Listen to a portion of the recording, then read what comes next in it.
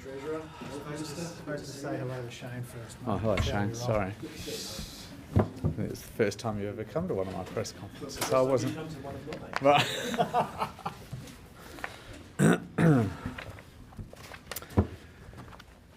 Well, I'm going to start. Thanks everyone for coming out today. It almost goes without saying that the Covid-19 pandemic for anyone born after the end of World War II was the biggest national and global emergency in our lifetimes. As we know, it took the lives directly of more than 20,000 Australians, but its indirect impacts on the health system resulted in thousands more losing their lives as well. There was immense dislocation, separation, anxiety, grief, and as the Treasurer will point out, enormous economic impacts from the pandemic and our response to it. It is very human after an event like that to want to move on and to avoid raking over what was an enormously distressing period for our community. But we have a responsibility, particularly as a government, we have a responsibility to examine our response to the pandemic, to learn what we did well, and in particular to learn what we could have done better. And importantly, to build, as this report describes it, a high-level playbook for the next pandemic, because we know there will be a next pandemic. And that is precisely what this report does. I want to thank the inquiry panel, Robin Cruck, Catherine Bennett and Angela Jackson, for what is a thorough and a measured report. It is broad and it is thematic. It doesn't seek to examine individual decisions among the literally thousands and thousands of decisions taken by the national government or by state and territory governments. And it doesn't seek to scapegoat people who were seeking to act in the best interests of our country and the community. But be very clear, it's a report that does not pull its punches. We all recognise, and the report certainly recognised, that Australia fared very well relative to other nations, in spite of the enormous loss that we as a country experienced. In significant part, that relatively good performance as a country was down to our leaders and our governments who worked incredibly hard and made some very courageous decisions. But in even larger part, our relatively good performance as a country was down to the extraordinary willingness of our community to cooperate with decisions taken by governments. As the report describes it, and I think former Prime Minister Morrison commonly described it, it was very much a Team Australia effort on the part of our community. But in large part also, our performance is down to some of the most dedicated and certainly best trained frontline workers anywhere on the planet. Workers in the health and hospital system, in aged care, in childcare, in schools, in other frontline areas like retail, building services, cleaners, and so many other industries besides.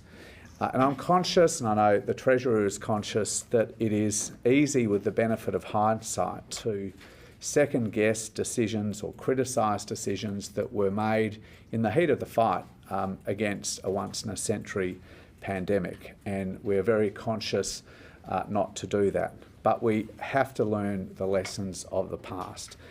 And the first lesson from this report is that, like most countries, frankly, our pandemic plans were grossly inadequate for the scale of the challenge that Covid-19 presented to us. The report makes clear, for example, that our plans, such as they were, included no plan that would deal with the closure of the international border, which was such a central part of our response. No plan to deal with quarantine, which was also incredibly important. No plan to deal with the workforce demands of a pandemic that went on for as long as it did. And as a result, to use the words of the report, our response to the pandemic was not as effective as it could have been. And as a result of the lack of plans, leaders particularly were placed in the invidious position, to use the words of the report, of having to build the plane while it was flying. Our data and surveillance or disease surveillance systems were frankly simply not up to the task. The report talks about the use of paper systems, the use of facsimile machines. I know as Health Minister coming into office in 2022, I was unable to get really important data about the people who were dying of COVID in hospitals, their vaccination status, their indigeneity, a whole range of other things that are critically important to putting together a good evidence-based response to the pandemic. Another really important insight from the report, one of the most important insights I think, is the lack of a shift through the course of the pandemic between a very understandable approach based on the precautionary principle at the outset. Lock everything down, take a precautionary approach while we start to understand the scale of the challenge. The lack of a shift from that position in the early months to a position that was more evidence-based, that balanced risks and benefits, took account of non-health impacts of decisions being imposed on the community by governments, by leaders, and did so in a proportionate way. That is a really compelling insight from this report. Relatedly, the inquiry report points to a lack of transparency around the rationale and the evidence behind decisions that were taken by governments that had such a profound impact on the lives of Australians and the freedom of Australians. That is a really important insight from this report. There are also very important insights at a more specific level around the impact of the slowness of our vaccine rollout, something that's been the subject of lots of commentary. The failures in aged care, particularly in that first year in 2020, when so many residents of aged care facilities, particularly in Victoria and New South Wales, were lost to us, and the stark inequity between the experience of particular groups in the community, particularly different groups from a culturally and linguistically diverse background, but also temporary visa holders, a really important insight from this report. The striking conclusion, I think, from this report, though, is that right now we are arguably worse placed as a country to deal with a pandemic than we were in early 2020, for a range of reasons. Firstly, because there has been really significant scarring on our healthcare systems and the health workforce, a workforce that is exhausted by the demands of a once-in-a-century pandemic that's gone on for years. The APS has lost, the Australian Public Service has lost key personnel who learned a lot through that pandemic but have moved on from their positions, often through exhaustion. As I'm sure the Treasurer will talk about, governments are in much more significant debt than they were before the pandemic. But crucially, this report says that a number of the points I've already made about the lack of real-time evidence-based policy and the lack of transparency has driven a large decline in trust, which the panel members say, and these are their words, means that many of the measures taken during COVID-19 are unlikely to be accepted by the population again. The erosion of trust is not only constraining our ability to respond to a pandemic when it next occurs, but it's already, we know, bled into the performance of our vaccination programs, including our childhood vaccination program. So since the beginning of COVID in 2020, for example, we've seen a reduction of 7 or 8 percentage points in the participation in the whooping cough vaccination program for under 5s and the measles vaccination program for under 5s, which means that we are now well below herd immunity levels for those two really important diseases. So the erosion of trust has had very, very significant impacts on the community. Can I say that this inquiry received a really huge response from the community? Very substantial numbers of submissions, participation in the processes of the inquiry. There are 26 recommended actions for the national government. 19 of them are recommended to be prioritised over the next 12 to 18 months, 7 in the longer term. Cabinet considered this report yesterday and appointed PMNC, Prime Minister and Cabinet, to lead a cross-government task force to work through those recommendations and come back to the Cabinet. I think without doubt, though, the most important recommendation from this report is the establishment of a Centre for Disease Control, a CDC. As you know, Australia at the beginning of this pandemic was pretty much the only OECD nation without a central authoritative Centre for Disease Control. And it was an election promise from Anthony Albanese made in one of his budget reply speeches to close that gap and to establish a CDC here in Australia. The Treasurer approved $90 million in a previous budget to establish an interim CDC, which is now operating within the Department of Health. It is participating, for example, in our stress testing of our ability to respond to an avian influenza event, and doing a range of other preparatory work, as the inquiry report makes clear, to establish a more permanent body. Today, I can announce the government is investing $251 million over the forward estimates, as well as funding ongoing, to establish an independent, authoritative Centre for Disease Control to commence from the 1st of January 2026. Legislation will be introduced into the Parliament next year to set out its independence and its functions in clear legislation.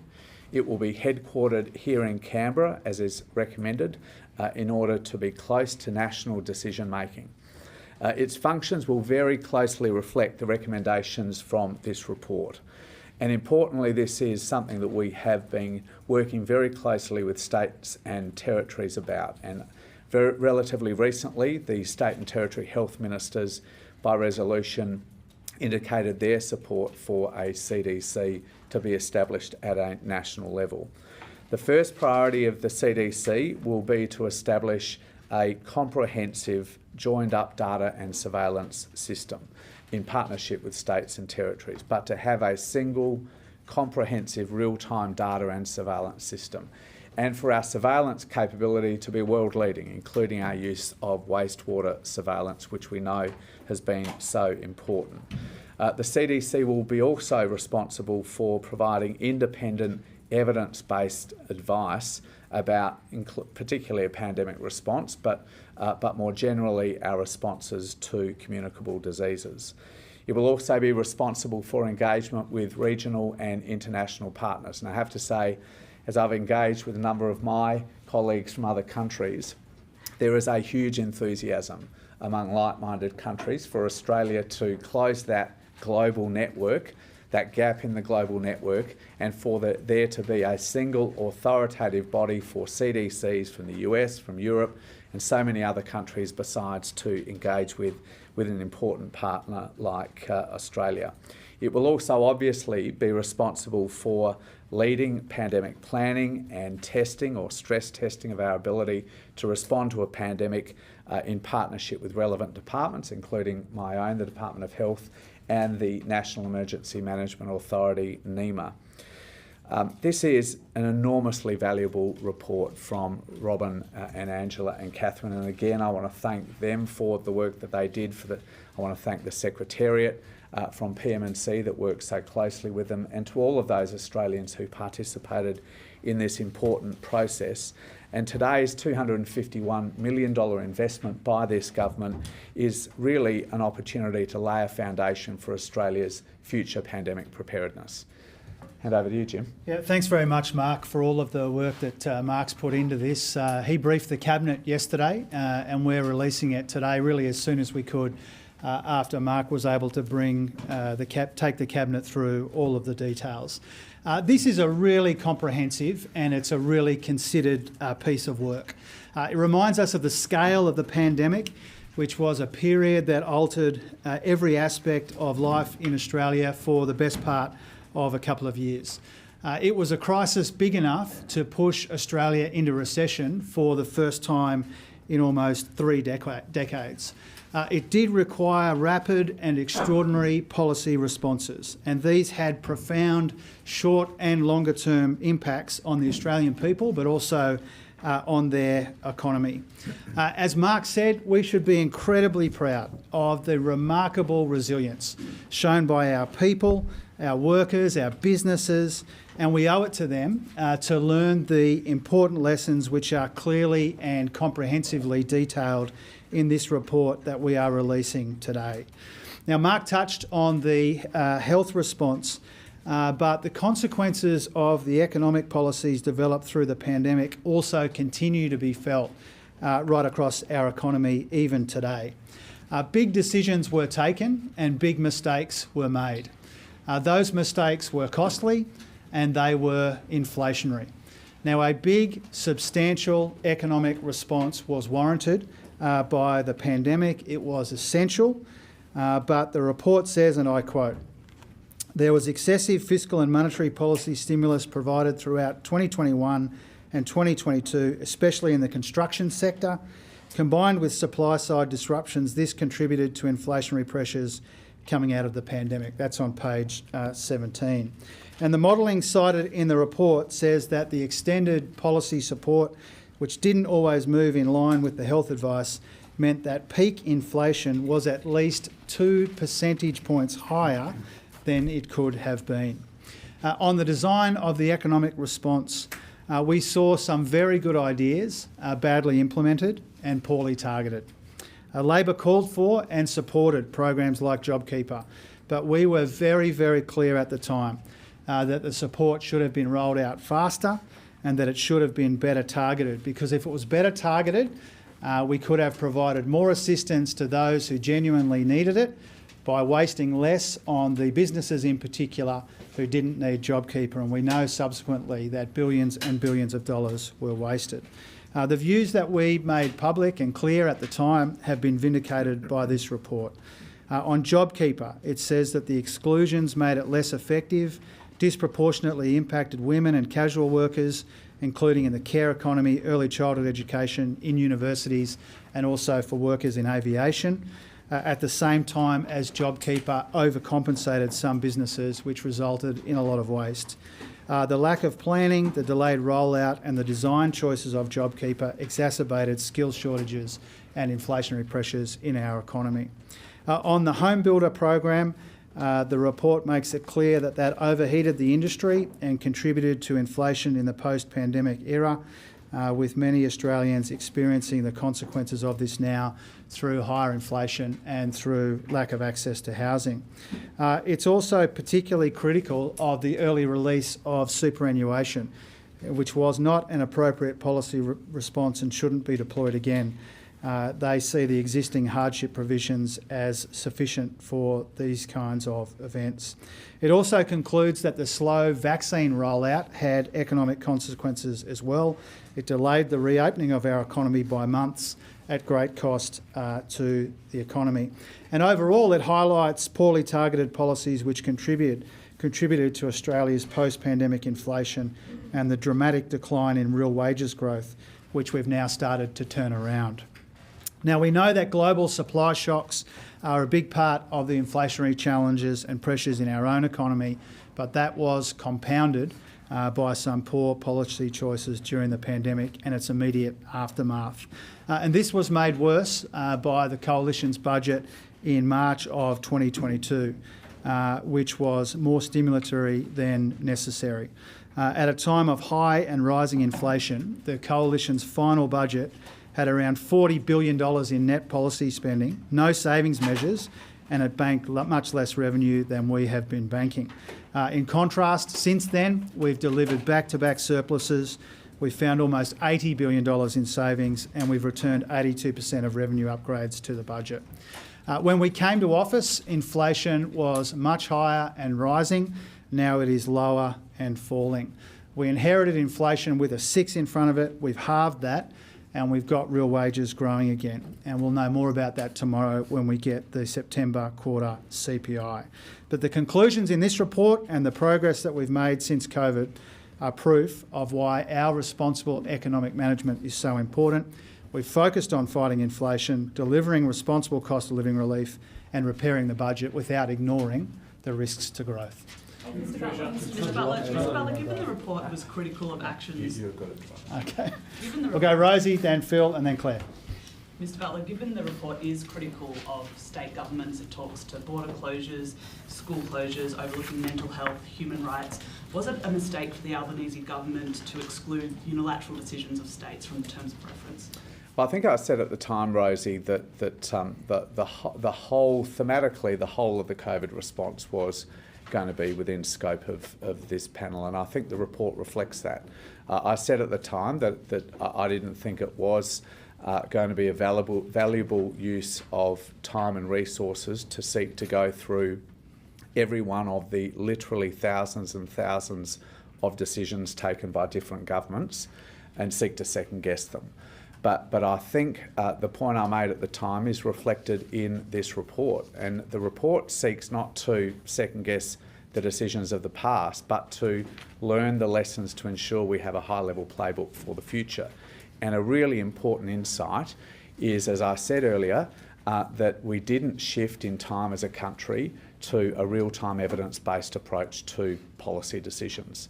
And look, the report, at a number of points through it, points to the impact on children and young people of that. And school closures, they instance some restrictions on playgrounds and whether they were evidence-based decisions rather than decisions guided by the precautionary approach which was appropriate in the very early stages of the pandemic. So I think that is the insight that's relevant, not whether decision A, B or C should have been made differently, but that for the future, the CDC should give us the capability as governments and communities to have a good evidence base for making decisions that, for example, impact children and young people, that balances risk and benefit, that takes account of non-health impacts, particularly the mental health impacts, which is a recurring theme of this report. So I think the nature of the report, the measured way, which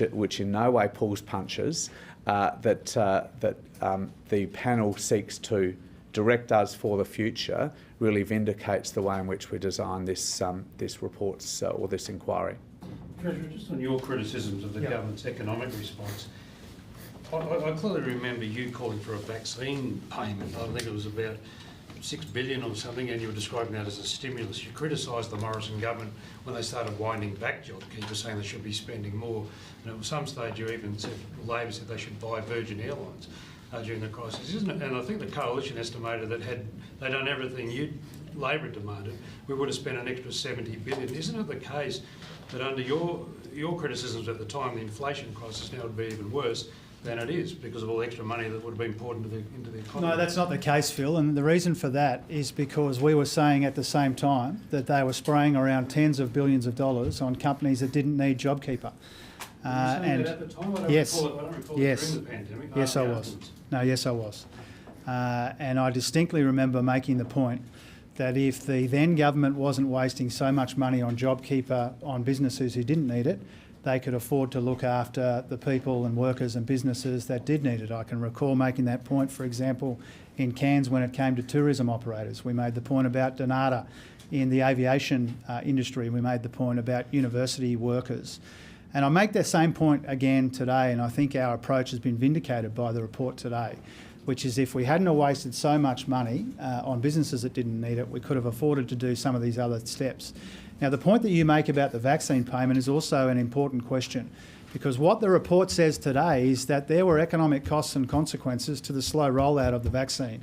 And what we tried to do when we were in opposition was to be as supportive as we could of the government, to support them where we can, to offer constructive proposals to speed up the vaccine rollout, for example, and also to support in principle some of these big outlays. But we made the point then, and the report makes the point now, that a lot of that spending could have been better targeted, and I don't think anybody objective would argue against that point today. I think we said Claire and then next to Claire, and then we'll come over to Katina. Minister Butler, the report extensively goes into the breakdown of trust that now exists between the Australian public, leaders of governments, but also health officials. You've acknowledged that yourself. How do you rebuild that trust? And is it possible that part of it has to be in acknowledging some of the specific measures that were unfair? Do people deserve an apology for being told their kid can't play at a playground or that they can't go interstate for a funeral? Well, I think this is going to be a long, hard road to get trust to the level it was before the pandemic. It's easily lost. It's hard to build it back up, I think, is the insight. And the establishment of an independent authoritative body that is seen as distant from government, that is able to provide fearless advice to the community and to governments, that I think will have a reporting function to Parliament, that will be transparent, I think is a critical central ingredient in rebuilding that trust. But I think, as all of you know, that the pandemic did fuel a lot of misinformation and disinformation, which particularly was fertile in health, and that is not going to be easy to battle, frankly.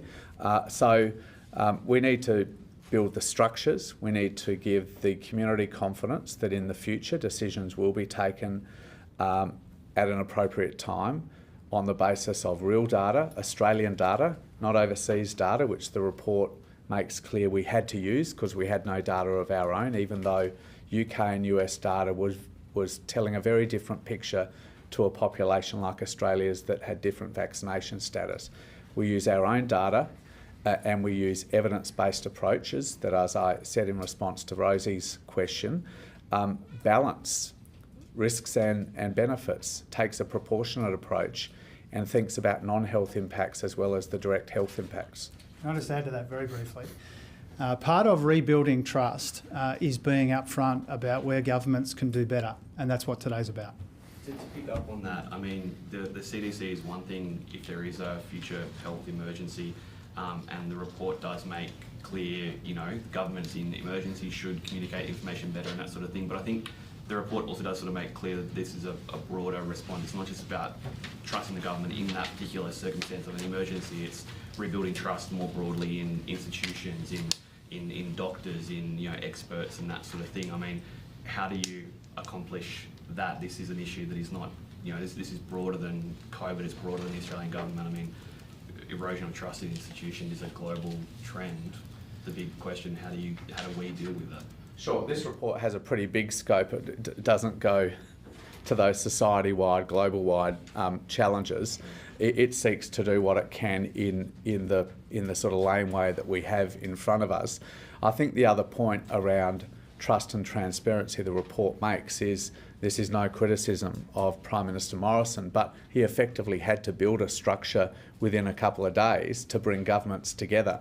And it was very much one built on relationships rather than pre-agreed structures and transparency and reporting. And over time, as the sort of unity started to break down and different jurisdictions took slightly different directions, in some cases substantially different directions, again, the community got confused by differences in messaging. So I think they're not easy things to deal with, but the task force that PMNC has been asked to establish will work through the recommendations that the report deals with in that area as well as the more health-specific areas. It does talk about the secrecy of National Cabinet specifically. I mean, I realise this is maybe out of the remit of both of you here at the moment, but is that something that you think needs to be addressed?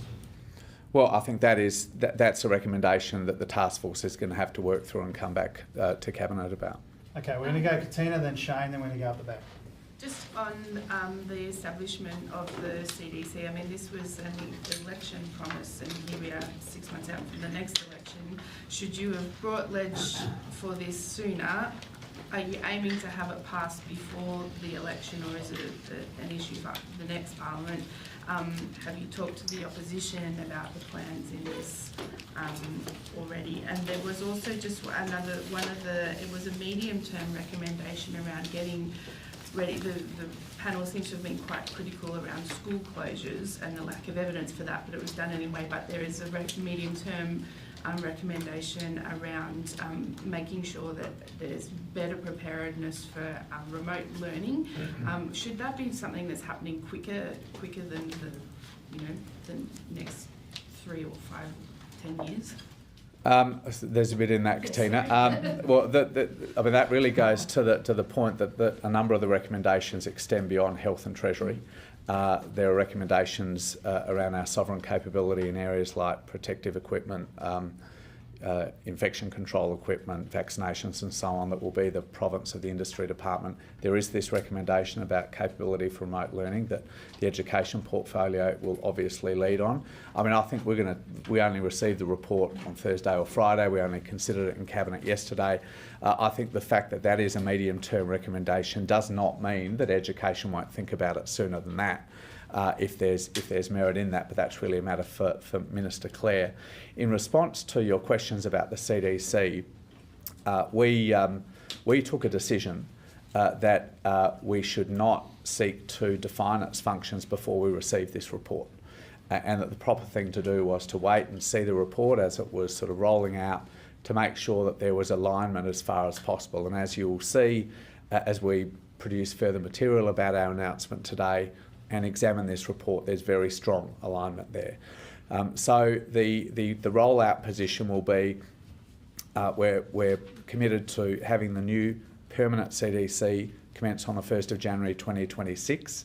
Legislation will be presented to the Parliament next year. I can't give you a date exactly when that will happen, but it will be next year. This will be an independent statutory agency, a non-corporate entity. If you think in the health portfolio about the Therapeutic Goods Administration, it's that with an additional level of independence. It will not be reporting to the Secretary of the Department, it will be reporting to the Health Minister, so it will have much more independence than some of the other health agencies do as well. In the meantime, the interim CDC, which is operating within the department, is starting to build these functions as well. Another reason for a bit of delay, frankly, was we took the view, I certainly took the view, we needed full-throated support and involvement from states and territories. If this did not have the support of states and territories, which are on the front line collecting this data, the thing would just not, would fail to launch. And we have got that. We've worked very hard at a politicians or ministerial level and at a bureaucratic level to get really strong sign-on for the jurisdictions, and I'm confident we got that. We're just going to take three more. We're going to go Shane and then two up the back. Sorry, Ben. The report recommends, Treasurer, a review of the cash flow bonus, Yeah. the various supplements, access to super, home builder, which the Auditor General's had a quick look at, and pandemic leave. Will you follow through with those recommendations? Will Treasury be doing that, or will you look at an independent series of investigations into those programs? Well, we're interested in learning the lessons from the decisions which underpin some of those policies which have been criticised in this report. As Mark said, we've asked PM&C to coordinate our response to all of the recommendations, and so we'll be part of that process. But you know, when it comes to an economic toolkit, obviously that makes a lot of sense. When it comes to learning the lessons from some of those policy failures, obviously we're interested in doing that in one way or another, but the precise form of that will be determined by the work that Anthony's department leads. You're last, Jake. Yeah, please. Minister Butler, I just want to know, honestly, from your opinion, do you really think that another government body like the CDC is going to regain Australians' trust when they've already lost so much in the government? I mean, what more needs to be done? Well, we can't put the entire load on the shoulders of a CDC. And as I said earlier, trust is easily lost. It's hard to regain. So this is going to be a long, hard process. But I think the Australian community having a sense of confidence, which will build over time, I think, that there is an independent agency that engages with its equivalents overseas, that uses good research, good evidence to provide advice to governments about a response to a crisis like this. It's exactly what the Australian community was crying out for. They wanted transparency, and they wanted to understand the rationale and the reasons behind decisions governments were taking that had such a significant impact on them and their children. And the CDC is central to being able to give the Australian community confidence that in the future, that is what they will have. Sorry, Minister, could I just jump in on that? So will the CDC be more powerful? You were driving. Will the CDC be more, this is an important question, will it be more powerful than the state chief medical officers, will the states still be paramount, even with the CDC? Will the states be able to still do their own thing, or we now have a centrally coordinated system of protocols? So the CDC will not have power to direct states. Right. States still have their legislation, their public health legislation, with their own systems providing advice from their chief health officers to health ministers and premiers and so on. We're not seeking to take that over. What we're seeking to do is to have a central, national, authoritative source for, first of all, what's going on. So, world-leading surveillance, real-time data sharing that flows both ways between jurisdictions, and a strong evidence base for a response that, as I said, balances risk and benefit, takes account of non-health impacts. So that will supplant the Chief Medical Officer? No, the Health Protection is proposed, I think, by the report, and this will certainly guide us, that the Health Protection Committee, the AHPPC, as people became very familiar with through the pandemic, will have the head of the CDC on it. Jacob, last one. Thank you, Treasurer, for reasserting your control over my colleague here. I didn't really. So the report makes the point that with the benefit of hindsight, Yeah. there was excessive fiscal and Reserve Bank monetary policy stimulus. Yeah. Do you think, with the benefit of hindsight now, that maybe in your first budget in October, you might have done more to address that excess? And also, they mentioned that a stronger focus on the supply side rather than demand side would have actually mitigated some of this. And this is on your watch, I guess, time-wise. You're not responsible for what happened before, but you are since. Do you think, with reflection, that more could have been done from your end? Well, first of all, we haven't ignored the supply side, and a number of our investments over 3 budgets have been about recognising that there are supply side challenges in our economy.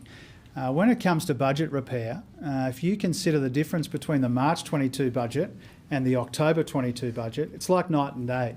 There were precisely $0 in savings in the March 22 budget, and there were tens of billions of dollars of savings in the October 22 budget. And that shows the lengths that we were prepared to go to over 3 budgets now to clean up a lot of the mess that we inherited from our predecessors. And there was a lot of debt in the budget, and our view before the election and after the election was that we didn't have enough to show for it.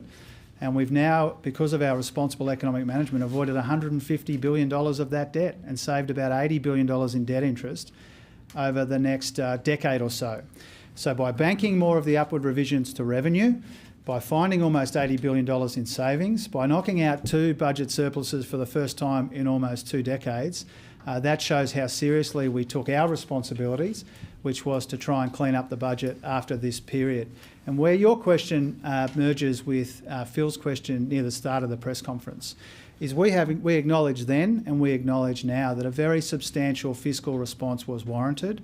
But what was necessary then and what is very clear now is that some of the wastage and some of the policy design was costly and it was inflationary.